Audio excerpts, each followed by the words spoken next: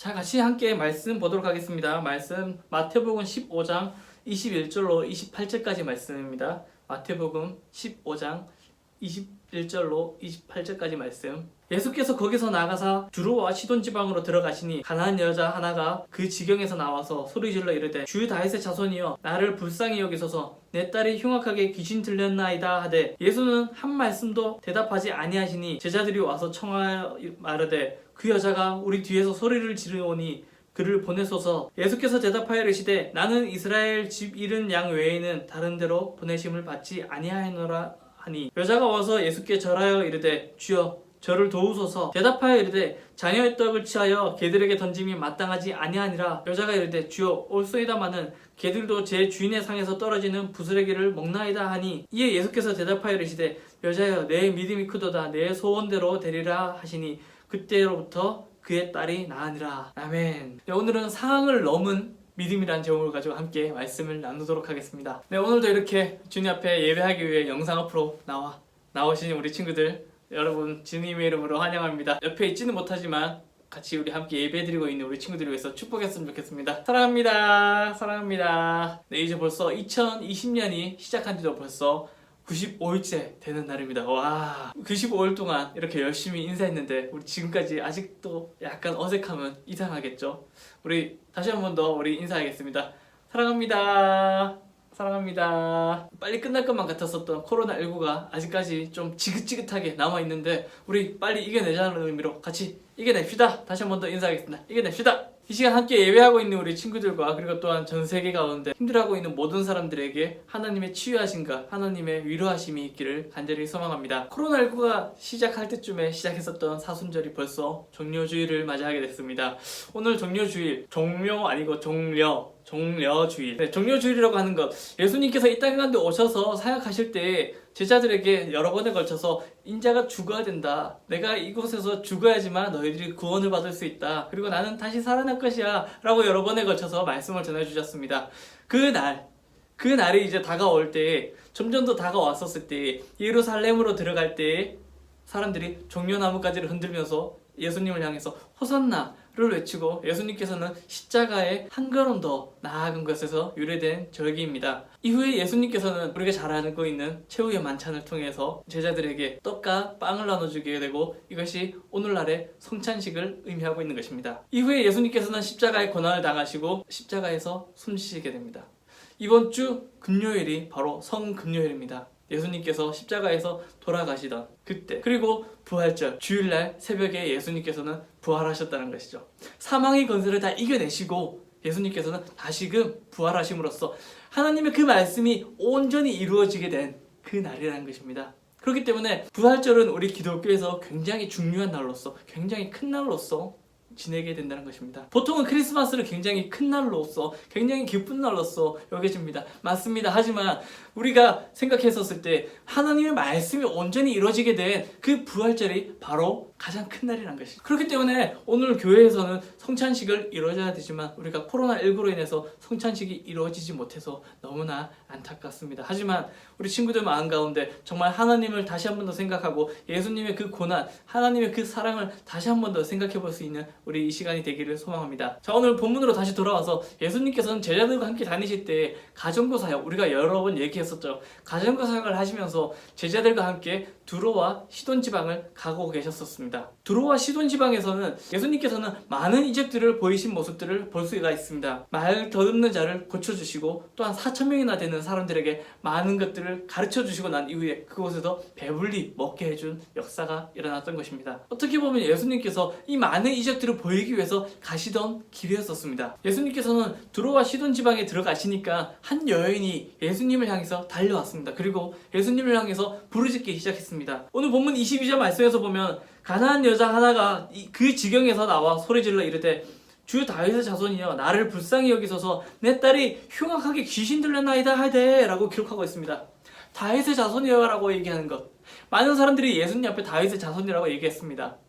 다윗의 자손, 그것은 구약 성경에 다윗으로부터 하나님의 그 메시아가 나오겠다, 다윗으로부터 구원자가 오겠다라고 하는 그 말씀을 사람들은 알고 있었다는 것이죠. 이렇게 얘기하는 사람들은 이 여인 말고도 조금 전에 얘기했었던 종려나무 가지를 흔들면서 예수님께서 예루살렘에 입성하실 때 사람들이 호산나 외쳤었던 그들 또한 예수님을 향해서 다윗의 자손이여 라고 외치면서 예수님을 찬양했었던 모습을 보였다는 것이죠. 그리고 또한 이 가나안 여인, 그리고 이 여인 말고도 다윗의 자손이여 라고 외쳤었던 사람들 누가 또 있을까요? 바로 소경 바디메오입니다. 앞이 보이지 않았었던 바디메오, 그 또한 예수님께서 지나가시던 길에 예수님을 향해서 부르짖기 시작합니다. 다윗의 자손이여 라고 이렇게 부르짖던 사람들, 그 사람들은 예수님을 기다렸던 사람들입니다. 예수님을 기다릴 때 그들 마음 가운데는 기대감이 있었다는 것이죠. 예수님께서 어떤 분으로 오셨는지, 예수님께서 그들 가운데 왕으로 오셨고 그들 가운데 메시아로 오셨고 그들을 구원할 구세주로 오셨다는 것을 그들은 믿고 있었습니다. 하나님을 향해서 다윗의 자손이여 라고 찬양을 하고 있었지만 그들 마음 가운데는 예수님께서 정치적으로서 어떠한 왕으로서 이스라엘의 우리를 새롭게 다스려줄 정치적인 왕으로서만 생각을 했었다는 것이죠. 그리고 또한 한 선지자로서 우리를 구원해야 될, 또한 우리에게 메시지를 전해줘야 될 그런 왕으로서만 생각했었다는 것이죠. 하지만 오늘 본문에 등장하는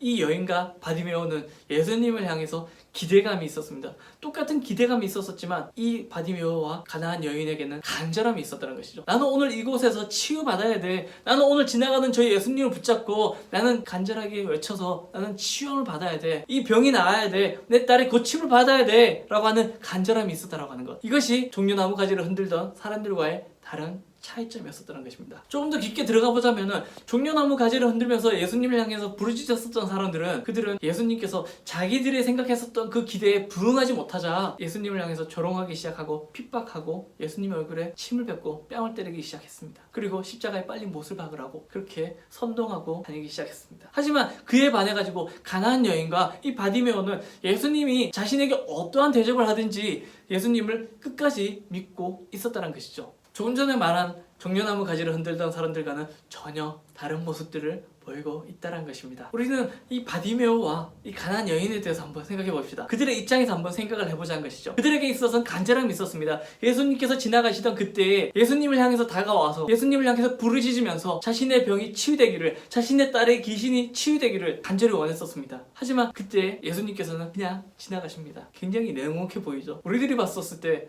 와, 진짜 싸가지 없어. 어떻게 사람이 부르짖었는데 불렀는데 쳐다보지도 않고 지나가? 라고 생각할 수 있을 것입니다. 그리고는 막 SNS에 올리죠. 그리고 막 사람들한테 야, 개 싸가지 없어. 험담을 하기 시작할 것입니다. 게다가 부모가 자신의 딸이 귀신 들렸는데 그것을 고쳐달라고 이렇게 부르짖고 있는데 어떻게 그거를 그냥 매정하게 지나갈 수가 있어? 라고 생각할 수 있습니다. 예수님께서는 가정부 사역을 하시는 분인데 그냥 단순히 지나가시다가 야, 너 이리 와봐. 좋았어. 내가 너 고쳐줄게. 고침 받았어. 라고 하면서 그냥 고쳐주고 지나가실 수도 있는, 그에게 있어서는 아무것도 아닌 것이라고 생각할 수 있을 법한 일입니다. 하지만 예수님께서는 그냥 들은 채 만취하시면서 지나가셨다는 것이죠. 그게 뭐 그리 어려운 일이라고. 자, 이쯤 되니까 제자들 중에 한 명이 나와서 예수님께 물어봅니다. 아니, 예수님, 지금까지 우리가 사람들을 고쳐주고 말씀을 전해줬는데 예수님께서 지금 하시던 사역들은 대체 뭡니까? 저 사람 저렇게 소리 지르는데 어떻게 쳐다보지도 않고 지나갈 수가 있습니까? 예수님께서 저 사람을 고치기 싫으시면은 그냥 저희 보고 저 사람 쫓아내라고, 저 사람 보고 그냥 가라고 이렇게 얘기해 주세요. 그럼 저희가 이렇게 동네 시끄럽게 하지 않고 저 사람 그냥 조용히 돌려보낼게요 라고 예수님께 물어봅니다. 그런데 예수님께서는 이스라엘 집에 잃어버린 양 외에는 보내심을 받지 않았다라고 예수님께서 말씀하셨습니다. 이게 무슨 소리야? 좀 더 쉽게 얘기하자면 저 여자 가나안 여인이잖아. 내가 상관할 바 아니야. 그냥 우리 이스라엘 사람들이 아니니까 그냥 내버려둬도 돼. 와, 지금까지 하나님의 사랑을 그렇게 얘기하고 하나님의 마음으로서 사람들을 구해야겠다. 내가 저들에게 천국 복음을 전해야겠다. 병든 자들이 있으면 내가 고쳐주면서 그들에게 하나님의 사랑을 온전히 전해야겠다 라고 얘기하시던 예수님과의 모습이 전혀 다른 그런 모습을 보이고 있습니다. 최소한의 인간적인 그런 마음 또한 없는 그런 사람으로서 비춰 보이고 있습니다. 근데 여기 한 발짝 더 나아가서 예수님께 그 여인이 달려왔습니다. 그리고 그 발 앞에 엎드려 절하면서 예수님을 향해서 제발 좀 고쳐달라고 이렇게 매달리기 시작합니다. 하지만 예수님께서는 이렇게 말씀하셨습니다. 오늘 본문 26절 말씀에 대답하여 이르시되 자녀의 떡을 취하여 개들에게 던짐이 마땅하지 아니하니라. 여기서 여인을 개 취급하고 있다는 것이죠. 이 뭔 개소리야? 야, 예수님께서 지금까지 그렇게 사랑이 넘치시던 분이 갑자기 여인이 자기 딸이 귀신 들렸다고 하는데 예수님께서 그 앞에 나온 여인을 향해서 개 취급을 하고 있다고 하는 것.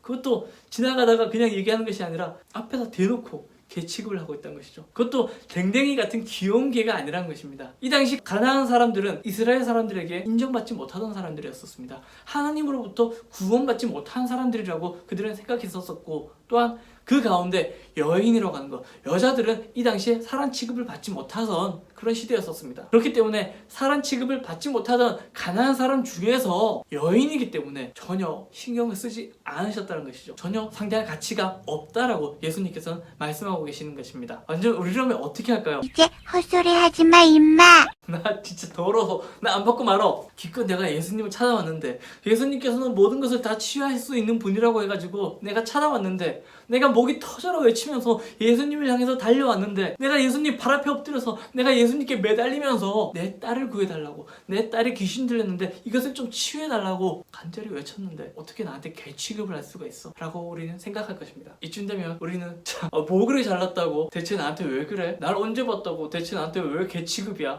재수없어. 아이고 무서워라. 더럽고 치사해가지고 안 받는데 안 받아, 그냥 가, 좋은 말 할 때 가라 라고 우리는 얘기할 것입니다. 그런데 여인은 여기서 더 대박인 모습을 보이고 있습니다. 오늘 본문 27절 말씀에서 여자가 이르되 주여 올소이다마는 개들도 제 주인의 상에서 떨어지는 부스러기를 먹나이다 하니, 와 대박이지 않습니까?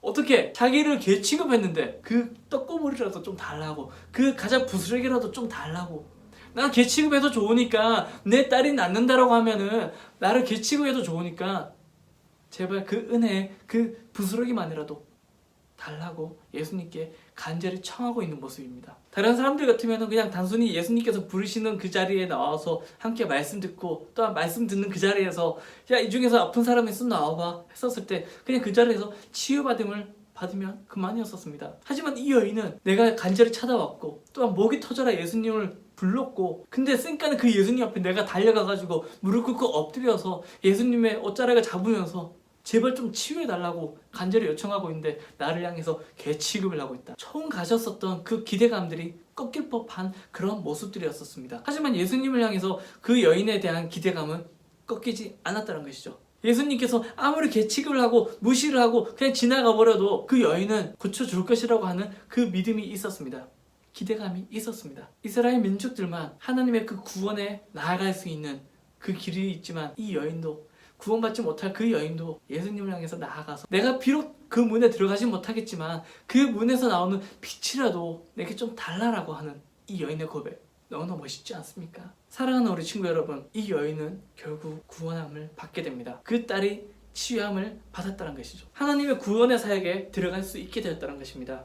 오늘 본문 28절 말씀에 이에 예수께서 대답하여 이르시되 여자여 내 믿음이 크도다, 내 소원대로 되리라 하시니 그때부터 그의 딸이 나으리라 라고 이렇게 기록하고 있습니다. 혹시 우리들 중에서 2020년 시작하면서 가진 기도 제목들 있나요? 내가 가진 목표들 혹시 여러분들 가지고 있나요? 새로운 학교에서 새로운 친구들과 재미있는 학창시절을 즐기면서, 또한 즐거운 학교 생활을 꿈꾸고 있었는데, 계획하고 있었는데 이것이 코로나19로서 꺾여버리지 않았나요? 다른 친구들과의 관계에서, 또한 가족과의 관계에서, 다른 어떤 사람들과의 관계에서 우리는 고통받고 있나요? 우리를 위해서 이 땅 가운데 오신 예수님께 우리는 기도합시다. 내가 지금 기도하고 있는 그 기도 제목들이, 또한 그 모든 목적들이 비록 상황이 맞지 않아서 땅을 치고 있다고 할지라도 결코 믿음을 놓쳐서는 안 될 것입니다. 사망의 권세에서 이기시고 나오신 예수님께서 우리가 이 모든 상황을 다 이겨내고, 또한 그 믿음으로써 바로 서기를 원하시고 계십니다. 믿음대로 이루어지도록 역사하실 것입니다. 예수님께서는 마태복음 17장 20절 말씀에서 이르시되 너희 믿음이 작은 까닭이니라 진실로 너희에게 이르노니 만일 너희에게 믿음이 겨자씨 한 알만큼이라도 있으면 이 산을 명하여 여기서 저기로 옮겨지리라 하면 옮겨질 것이요 또 너희가 못할 것이 없느니라 라고 이렇게 말씀하셨습니다. 바람이 불면 흩날려 버리고 눈에 잘 보이지도 않는 가장 작은 존재인 겨자씨, 존재하는 가장 작은 믿음만 있어도 못할 것이 없다라는 것입니다. 우리가 주위 상황에 눈을 돌리기보다는 우리를 위해서 중보하시고, 또한 우리 가운데 역사하시는, 우리를 위해서 십자가를 지시고 부활하신 주님을 바라보며 간절히 기도함으로 상황을 넘는 믿음을 가지는 우리 청소년부가 되기를 간절히 소망합니다.